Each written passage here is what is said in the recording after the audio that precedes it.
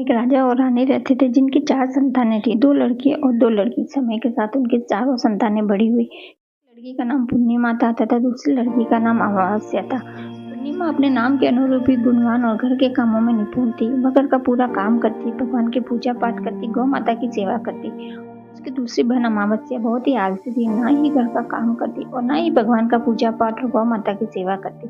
वह अपने पति पत्नी, दोनों बेटों और पुत्री अमावस्या को अधिक प्रेम करते थे और पूर्णिमा के साथ भेदभाव करते थे। मैंने अपने दोनों पुत्रों का विवाह योग्य कन्याओं के साथ करा दिया। रानी ने राजा से कहा, पुत्री विवाह के योग्य हो गई है और इन दोनों का विवाह भी करा दो। पुत्री अमावस्या का विवाह किसी बड़े खानदान में कराना और पूर्णिमा का विवाह किसी गरीब परिवार में। पूर्णिमा को केवल भगवान का पूजा पाठ करना ही पसंद है और गाय की सेवा करना पसंद है। रानी ने राजा को दोनों पुत्रियों का विवाह तय करने के लिए भेज दिया। मैंने अपने पड़ोसी राज्य में जाकर राजा से अमावस्या का विवाह तय किया और उसी गांव के गरीब परिवार में पूर्णिमा का रिश्ता भी तय कर दिया। ये बात जानकर राजा ने अपनी रानी को बताई। रानी सोचने लगी, अब देखते हैं भगवान की पूजा पाठ करती रहती है, इसकी मदद कैसे करते हैं। माँ का भाई और उसकी भाभी पूर्णिमा से बहुत प्रेम करते थे क्योंकि पूर्णिमा उनके घर में कामों में उनका साथ देती थी।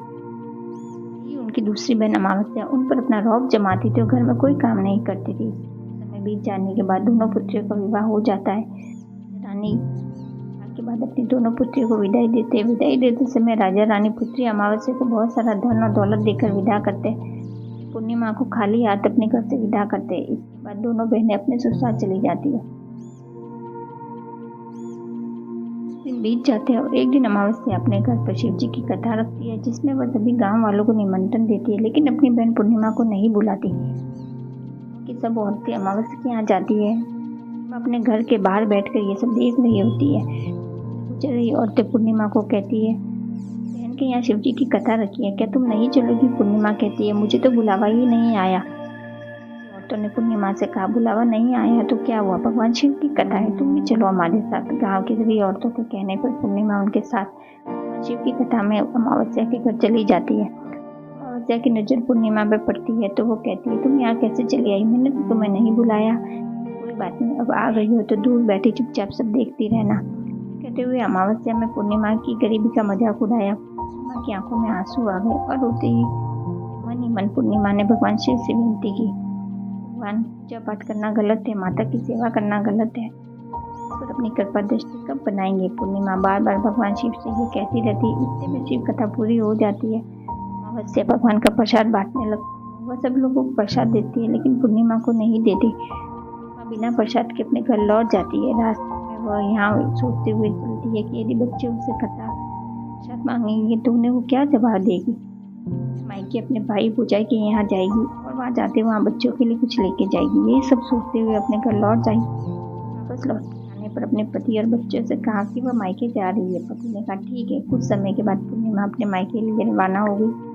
चलते रास्ते में एक चबूतरा आया जिसपर तुलसी का पौधा लगा था। चबूतरे पर एक बूढ़ी अम्मा बैठी थी। वह कोई और नहीं, साक्षात तुलसी माँ थी। बूढ़ी माता ने पूर्णिमा से कहा, बेटिया तुम कौन हो, कहाँ जा रही हो। पूर्णिमा अपना परिचय देती है। देने के बाद बूढ़ी औरत ने पूर्णिमा से कहा, यहाँ तुलसी का पौधा सूख रहा है, इसमें थोड़ा सा पानी डाल दो, चबूतरे की साफ सफाई कर दो, जिससे मुझे थोड़ी ठंडक मिलेगी। पूर्णिमा ने कहा ठीक है माँ जी, मैं तुलसी में पानी डाल देती हूँ, यहाँ की साफ सफाई भी कर देती हूँ। माँ ने साफ सफाई करने के बाद बूढ़ी अम्मा को भी नहलाया। बूढ़ी अम्मा की भी सेवा की, उनके पैर दबाए। बूढ़ी अम्मा से कहा कि माँ जी और बताइए मैं आपकी क्या सेवा करूँ, और कोई काम हो तो बता दीजिए। बूढ़ी अम्मा ने कहा कुछ नहीं, अब तुम जाओ और वापस आते समय मुझसे मिल के जाना। पूर्णिमा ने कहा ठीक है माँ जी, आते वक्त आपसे मिलते हुए जाऊंगी। कुछ समय आगे चलने के बाद एक शिव मंदिर आया। वहाँ एक बूढ़े बाबा मिले जो मंदिर के बाहर बैठे हुए थे। और नहीं, साक्षात भोलेनाथ थे। उन्हें पूर्णिमा से कहा, कहाँ जा रही हो बेटी, कौन हो। पूर्णिमा ने अपना परिचय दिया।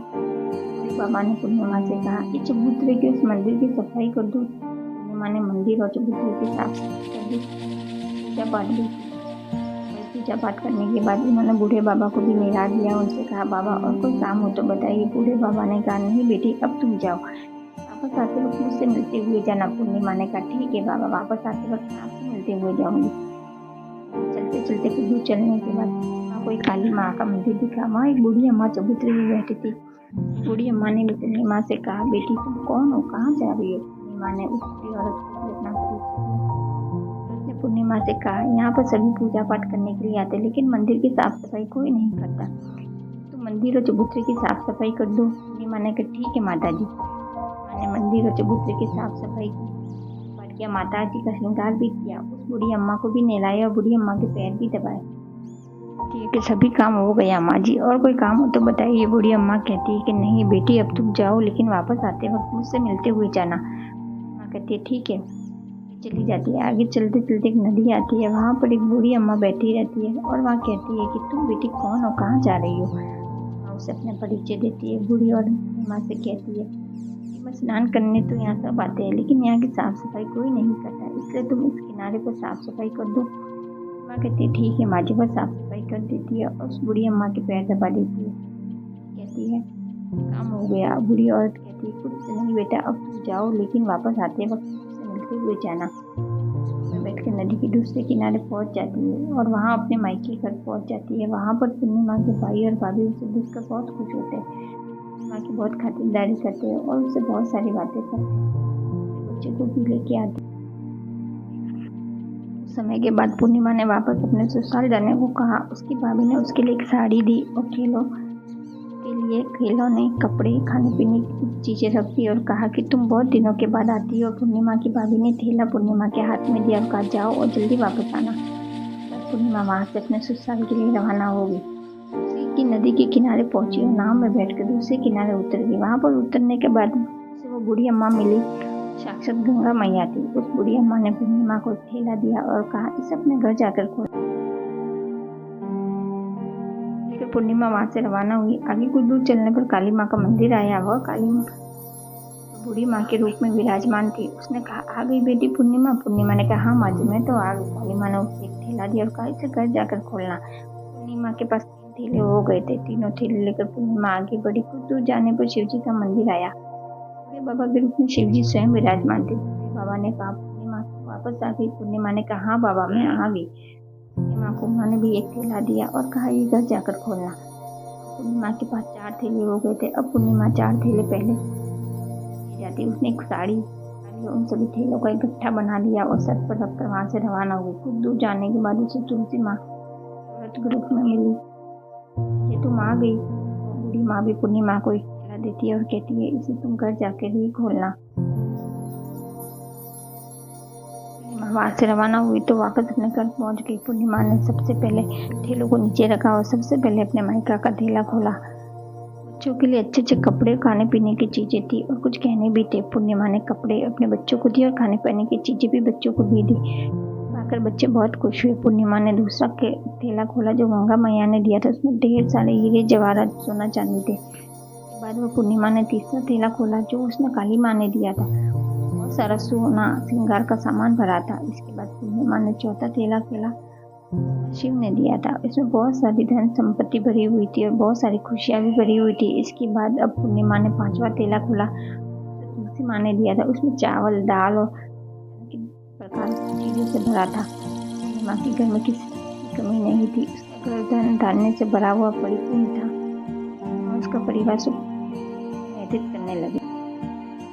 पूर्णिमा के मन में विचार आया कि क्यों न शिव जी की कथा रखी जाए। शिव की कथा में एक कार्यक्रम रखा। पूर्णिमा ने गांव के सब लोगों को निमंत्रण दिया, घर जाकर लोगों को बुलाया। पूर्णिमा ने अपनी बहन अमावस्या को भी बुलाया। तो पूर्णिमा के घर शिव जी की कथा में आई तो उसने देखा पूर्णिमा के घर में किसी चीज की कमी नहीं थी। इतना सारा धन दौलत देखकर उसे आश्चर्यचकित हो गई। उसने पूर्णिमा से कहा तुम्हारे घर में इतनी धन दौलत कहाँ से आई? मैंने कहा देखो बहन, तुमने शिव जी की कथा में मुझे नहीं बुलाया था, चली आई और तुमने मुझे प्रसाद तक नहीं दिया और मेरी गरीबी का मजाक भी उड़ाया। इसके बाद मैं अपने घर आ गई और घर आते ही मन ही मन सोच रही थी मायके जाऊंगी और मैं अपने मायके चली गई। और कुछ घटना इस बीच हुई। वह सभी घटना उसने बहन अमावस्या को बताई। वह कहती है मुझे भी तुम प्रसाद मत दो और मुझे डांटो, लेकिन पूर्णिमा ने कहा भगवान का प्रसाद है तो सबको दूंगी और तुम्हें भी दूंगी।